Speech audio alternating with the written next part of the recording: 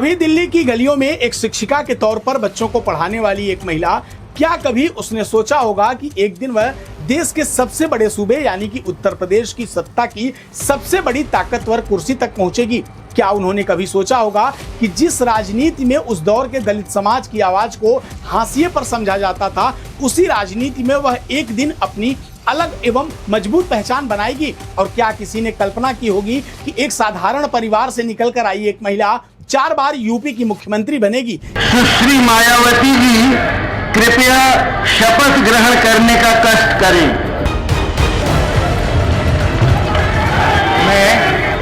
मैं मायावती सत्य निष्ठा से प्रतिज्ञान करती हूँ। एक ऐसी पार्टी का नेतृत्व करेगी जिसने कभी यूपी की राजनीति की दिशा और दशा दोनों बदल दी, और फिर एक दिन उसी पार्टी को अपने सबसे कठिन राजनीतिक दौर से गुजरते हुए देखेगी। यह कहानी है मायावती की। तो आखिर दिल्ली की एक शिक्षिका मायावती कैसे उत्तर प्रदेश की 4 बार मुख्यमंत्री बनी? काशीराम ने उनमें ऐसा क्या देखा जिसने उन्हें भारतीय राजनीति का एक बड़ा चेहरा बना दिया? तो आइए समझते हैं कि मायावती का राजनीतिक सफर कैसा रहा। मायावती का जन्म 15 जनवरी 1956 को दिल्ली में हुआ। उनका परिवार सामान्य पृष्ठभूमि से था। पढ़ाई में उनकी रुचि थी।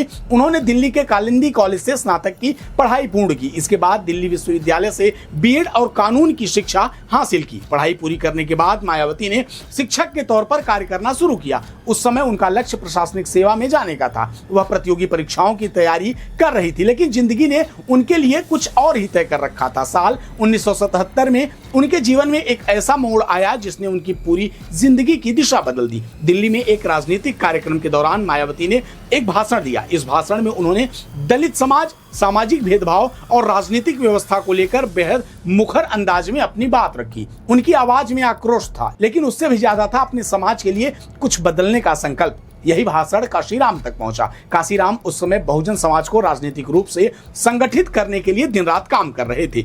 वह मानते थे कि सामाजिक बदलाव तभी संभव है जब बहुजन समाज राजनीतिक रूप से सक्षम और मजबूत होगा।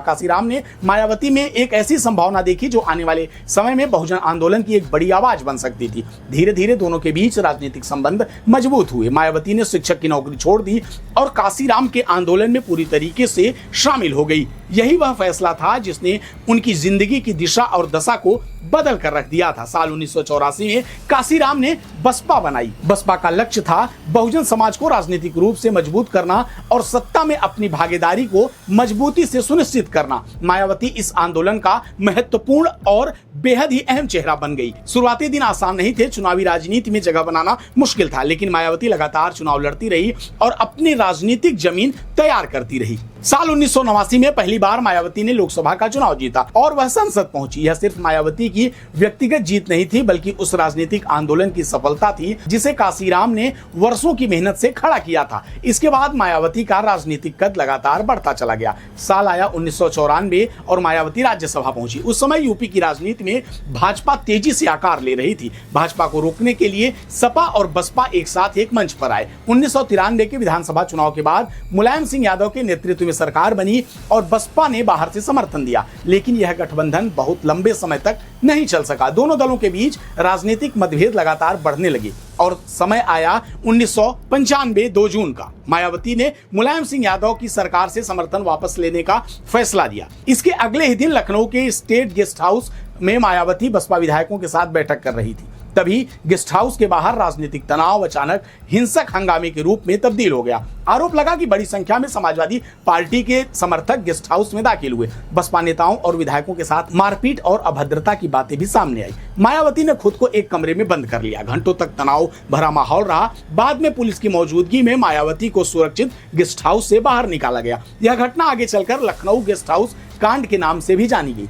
यह सिर्फ एक राजनीतिक विवाद नहीं था, इस घटना ने उत्तर प्रदेश की राजनीति में एक ऐसी दरार पैदा कर दी थी जिसका असर आने वाले कई दशकों में सपा और बसपा के बीच देखने को मिल रहा था। भाजपा के समर्थन से मायावती पहली बार उत्तर प्रदेश की मुख्यमंत्री बनी। वह यूपी की पहली दलित महिला मुख्यमंत्री बनी थी, जिस महिला ने कुछ साल पहले एक स्कूल में बच्चों को पढ़ाया था और वह अब देश के सबसे बड़े सूबे की सत्ता संभाल रही थी। यह भारतीय राजनीति में एक ऐतिहासिक क्षण ही था। हालांकि उनकी पहली सरकार बहुत दिनों तक नहीं चल सकी, लेकिन मायावती ने साबित कर दिया कि बसपा अब सिर्फ एक आंदोलन नहीं बल्कि सत्ता की राजनीति में निर्णायक भूमिका निभाने लगी है। इसके बाद 21 मार्च 1997 को मायावती ने दूसरी बार उत्तर प्रदेश के मुख्यमंत्री पद की शपथ ली, लेकिन यह सरकार भी लंबे समय तक नहीं चल सकी। इसके बाद साल 2002 में मायावती ने एक बार फिर से तीसरी बार उत्तर प्रदेश की सत्ता संभाली। एक बार फिर भाजपा के समर्थन से सरकार बनाई, लेकिन इस बार भी राजनीतिक समीकरण बदले और मायावती 2003 में सत्ता से बाहर हो गई।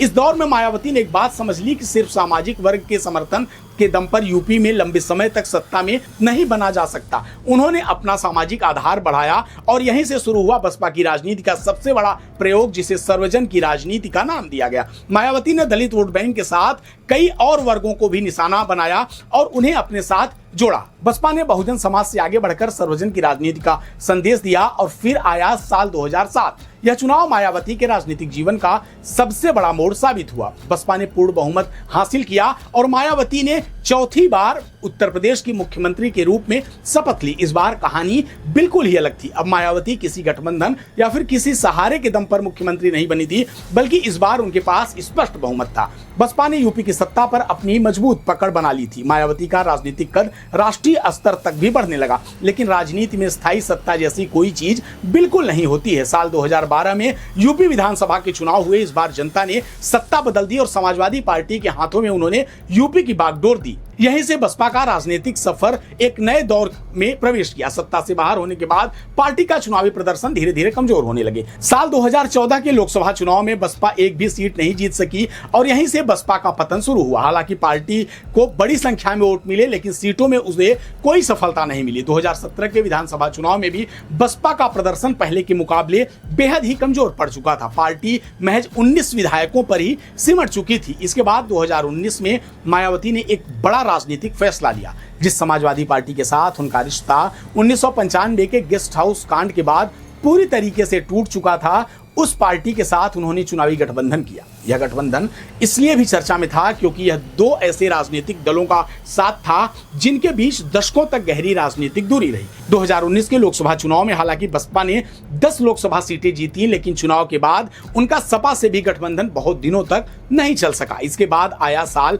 2022, जब बसपा की पार्टी यूपी के विधानसभा चुनाव में महज 1 सीटों पर ही सिमट गई। 2024 के लोकसभा चुनाव में भी पार्टी एक भी सीट हासिल नहीं कर सकी। 403 विधानसभा वाले यूपी में जिस बसपा ने पूर्ण बहुमत 2007 में हासिल किया था, 15 वर्षों बाद उसी पार्टी का सिर्फ एक विधायक यूपी में रह गया। आज सबसे बड़ा सवाल यही है कि क्या बसपा एक बार फिर अपने पुराने सामाजिक आधार को मजबूत कर पाएगी? क्या हाथी की चाल एक बार फिर से यूपी की सत्ता की दिशा तय कर पाएगा? क्योंकि मायावती की कहानी सिर्फ एक नेता की कहानी नहीं है, यह कहानी लोकतंत्र में सामाजिक बदलाव, संघर्ष और सत्ता की एक लंबी यात्रा है। एक ऐसी यात्रा जो सत्ता से शिखर तक पहुंची और फिर सियासी हाशिए तक चली आई। अब देखना यह होगा कि मायावती जिस तरीके से संघर्ष से उठकर यहां तक पहुंची, क्या एक बार फिर से वो संघर्ष का सहारा लेकर अपनी बसपा को यूपी और देश की राजनीति में मजबूती से खड़ा कर पाएंगी। देखना यह काफी दिलचस्प रहेगा कि जिस पार्टी को काशीराम ने काफी अरमानों के साथ बहुजनों की आवाज